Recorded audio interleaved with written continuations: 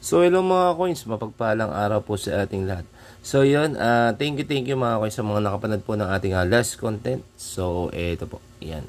So tumalakay po yan doon sa ating 1998 na with mint mark yan. So inap po natin yung price po niyan mga coins. Para na sa ganun, pag nahan po natin, so yun. Medyo maganda-ganda naman po yung maging nyo, parang reward po ninyo. So yun mga coins nung mga nakaraan, kung mapapansin po ninyo, may tinalakay tayo ng mga 25 cents. So yun, nag-purchase po ulit tayo ng mga 25 cents. So yan. Yan po. So pinurchase po natin itong mga coins na to, key bossing. So ito po, yan. Si Sir Benedict, yan, suki po natin yan. So marami po kasi siyang mga contact na may mga brilliant condition na barya. So yun, mga coins, kung meron kayo ng mga 25 cents na magaganda, so yun, brilliant po ang hinahanap ko, ipapalit po natin dito sa ating frame. Yan, so ito po yung ating frame. Yan. So ipapalit po natin siya dun sa ating frame. So may mga variant kasi dyan na medyo masasabi ko na hindi pa siya ganun kaganda. So yun, unti-unti ko lang pong inaano na makompleto sila ng mga ganda. So yun mga coins, may mga variant pa tayong hinahanap dyan na gusto kong palitan. So yun. So wag natin masyadong patagalin, pahabain. So i-unboxing natin and then magbibigay tayo ng price kung magkano. And then kung meron kayong mga coins na possible na pwede nyong ibenta sa akin, is ibigay din natin yung ating FB account. So wag natin masyadong patagalin, pahabain. So tara, let's go!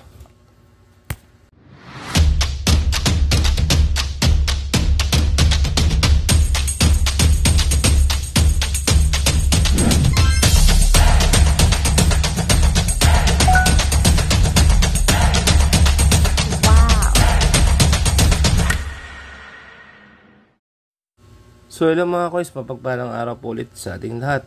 So yan, unbox na po natin yung ating na-purchase kay Sir Benedict. Yan. So yan. So magbibigay tayo ng price din dito. Sa mga nagsasabi o nagtatanong sa atin kung ano mga barya ba yung ating hinahanap. So yun. Ayan. Magbibigay tayo ng mga coin na pwedeng yun. Pwedeng ano nyo po. Ibenta nyo po sa akin. Yan. So, unboxing natin yung mga barya na pinurchase natin kay Sir Benedict. So, yan mga coins kung meron kayo ng mga 25 cents na magaganda, yung lower year kung tawagin, so pasa nyo po sa akin. So, ito po. So, yun, magaganda. Napakaganda ng mga barya na pinurchase po natin. So, yun, nakasiplak pa nga. So, yun. Naka-ready na, oh.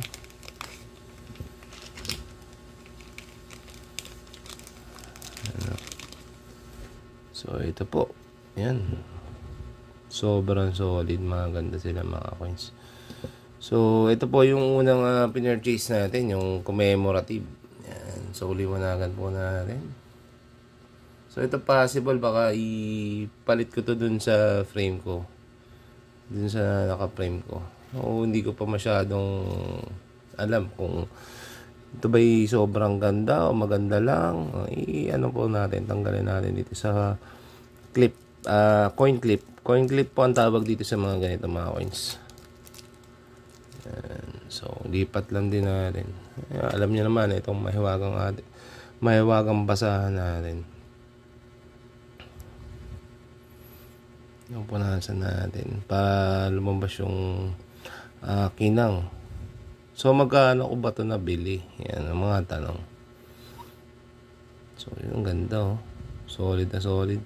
So almost brilliant siya. So ito hindi natin masasabi na brilliant condition kasi bakit? Kasi ito po yung nag-circulate. Nagkataon lang na maganda yung kanyang kondisyon. Kaya ganito. So, iyan na natin siya. Unboxing natin siya. So, magbibigay tayo ng mga price nito ng mga coin ng ganito. So, yun, kita nyo naman. So, napakaganda rin nyo. Almost Wala talagang kabangas-bangas. Kita naman na napaka-solid. So, may mga ano tayo dito. Coin capsule na naka-ready na. So, magkano ko ba ito nabili? Yan. So, yung mga ganito mga coins, pwede nyo siyang ibenta ng 50 pesos each. So, 50 pesos natin siya nabili. So, ang binibili po kasi natin is yung mga maganda and almost brilliant condition. So, saglit lang. Hindi siya kasya. Sumobra yung pinaka ano niya. So, ito adjustable naman po yung mga ganito. Sabi ko nga po sa inyo, mas maganda mag-invest po tayo dun sa mga coin capsule na katulad nito. So, yan. Malagay lang po natin. Press it. Yan. Swak na. So, punasan din natin yung pinaka coin capsule para maganda, syempre. So, yun po. Ito na po. Yan. So, yan mga ganito mga coins ha. Ganito kagaganda. Sabi ko nga po sa inyo, kahit common yung barya, kung maganda yung kondisyon, so may bibenta nyo siya ng maganda ring presyo. So ito nabili ko ng 50 pesos. Wala na rin kasi ako masyadong masasabi na papalitan ko dito sa mga 10 peso ko eh. Kasi tingnan nyo. Ayan. So pansinin nyo. So ito yung papalitan natin. Pero makikita nyo, napakaganda rin ng kondisyon niya. So ayan o. Kita nyo naman po yung mga kondisyon ng barya natin. Ayan. So ito yung hard to find natin na 2007 yung binili na pinurchase natin ng nakaraan. So timplahin na natin yung kulay. Ayan. So ito yung 2008 natin to. So makikita nyo mga guys. Ayan. Ganito yung mga kondisyon na hinanap natin. Yung tinatawag nilang rose gold. Yan. So almost wala na tayong papalitan dito sa ating set. Ayun, iwanagan na natin yung konti. Timplahin natin yung kulay. Yan. So, next po natin is ito po, yung mga 25 cents din po na nakalagay pa sa tissue. Ingat na ingat si bossing. No? Kita nyo naman. Napakaganda rin po. So, yan o. So, anong year to? Anong year? Yan.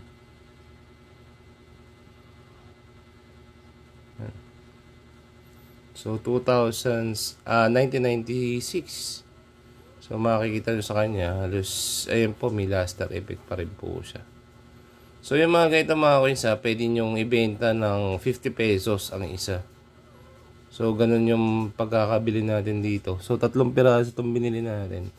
Kasi naganda yung meron kang spare. So yan po. So mamimili lang siguro ako dito ng maganda, then ilalagay ko po din sa ating frame, syempre. So yan o. Nakita nyo naman, halos almost almost BU or AU condition kung tawagin. So ito, isa pa sa mga na-purchase po natin. So ito po, yan o, 1998 na kita nyo naman, napakaganda rin po. Halos kita pa yung details din po niya. And then itong 1995, yan. So, kita nyo. Suwabe, maganda po talaga. So, yan o. Kita nyo naman mga kuys yung mga 25 cents natin. So, yun. Solid na solid sila. Halos lahat sila is maganda yung kondisyon. So, yun o. Kita nyo naman po. So, magkano yung mga ganito? Possible pwede nyo siyang mabili o bilhin ng nasa 50 to 60 hanggang 70, depende po sa kondisyon niya. So yan, hindi po tayo naghahanap ng year lang So huwag tayong tumingin sa year lang ng barya. So maraming nag-aano kasi sa atin, nag-aalok sa atin ni 1995. Opo, 1995, pero yung kondisyon niya po is dapat maganda, dapat po ganito yung kondisyon po ng 1995 po na i-aalok niyo po sa akin. Nakita nyo naman yung itsura, yung texture, sobrang ganda. So yun, possible ipalit natin siya dun sa ating frame, yung nasa frame natin. So babaklasin natin ulit. Yan ang advantage lang po nitong frame na nabili natin, kasi pag babaklasin nyo po siya, is iaano nyo lang po yung pinaka-lock niya sa likod. So ganun, ito po. Ayan. So yan, makikita nyo naka ano lang po siya. Adjustable lang po. Ayan. So gaganon nyo lang. So hindi siya katulad nung ganito kasi ito yung mga ganito po, madali po siya matanggal. So yun. Pag may mga gusto mag purchase kay Boss Aldin lang po. Doon lang po meron po yung mga frame na ganda. Then next ito po. Yung ating 1995. So maganda na rin po yung ating 1995 pero syempre gana pa rin tayo na mas solid, mas maganda. So ito po nakita niyo naman po napakaganda. Halos wala po siyang masasabing damage. Yan, tanggalin natin sa coin capsule. Pakita natin sa inyo. So yung mga ganito mga coins, pwede nyo siyang mabili o mabenta ng 150. So 150 ko po ito nabili. Makikita nyo napaka-solid, napakaganda. So makikita nyo yung pinaka-natural tone niya. So yan po yung natural tone ng barya. Yan po. Yung umiikot-ikot na ilaw na yan. Yan po yung natural tone kung tawagin. So kung may mga ganito kayo mga coins, mas maganda itabi nyo yung walang bangas, walang dents, walang damage, walang scratches halos. So makikita nyo dyan, napaka-solid talaga, napakaganda, napakakinang. So possible ipalit natin to dun sa ating 1995 na nasa frame na rin. So yan mga coins kung meron kayong mga ganito, i-ano nyo po sa atin, sa ating FB account. So yun, sa mga hindi pa alam yung ating FB account, so stay tuned lang po. Ito po yung una. So ito po, nasa 50 pesos ang isa. So yun, kung medyo hindi po maganda yung kondisyon, mas makakabuti kung inyo na lang gastusin. So, hindi nyo rin po maibebenta po ang commemorative kung ang condition po is hindi okay, hindi maganda. Kasi bakit kinokolekta yung mga ganito para ilagay din po sa frame.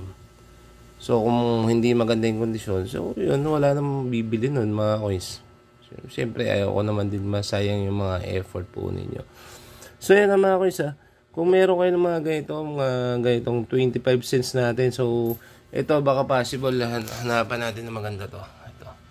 So ito 1997, 2001, ito lalo na to yung ating 2003, and then itong mga remaining. So ito possible palitan natin tong mga to. So baka sa mga susunod na content pakita natin na napalitan na natin to. So makikita nyo mas magiging angat yung itsura niya. Kita nyo yung ating year 2000. Kita nyo halos ganda. Ayan. 2001, 2002, 2003. Ganda res. Siguro ito yung mapapalitan. Ito, at ito. Ayan. So yan. So all in all siguro bago makahanap pa tayo ng mga ibang variant ng barya. So yan ang mga coins kung meron kayo, submit nyo lang po sa ating FB account. Yan. So saan po ba ang aking FB account? So ito po. Yan. So yan, kontakin nyo po ako dyan. Makikisuyo lang po. Paki-screenshot po yung comment po ninyo. Nasa ganun po, makilala ko po kayo kaagad. Yan. So yan mga coins, kung meron kayo nyan, submit nyo lang po sa akin. Magpo kayong mag-atobili. Submit nyo lang po sa akin sa aking FB. So yan, pasensya na po pala kayo kung ngayon ako nakapag-content ulit kasi busy po sa trabaho. So yan, medyo kakauwi ko lang din po. Nakapag-rest lang din po ng konti din yan. Trabaho ulit. So yan, siningit lang po natin tong content natin. Alam niyo naman po yan. So yan, thank you mga coins sa mga nakapanood po ng content na to. And ito po yung mga nag-comment po ng ating last content. So ito po. So yun. Mulit-muli, maraming salamat po sa pagko-comment and keep on comment lang po. Marami pong aspect po yan na natutulungan po ninyo yung ating YT channel. So thank you ng marami. And sana wag po tayo magsawang sumuporta sa mga content creator na katulad po nito. So yun, ingat-ingat mga coins, and kita-kits tayo sa mga susunod na content. Hindi ko pa rin po naiangat yung ating 5 peso.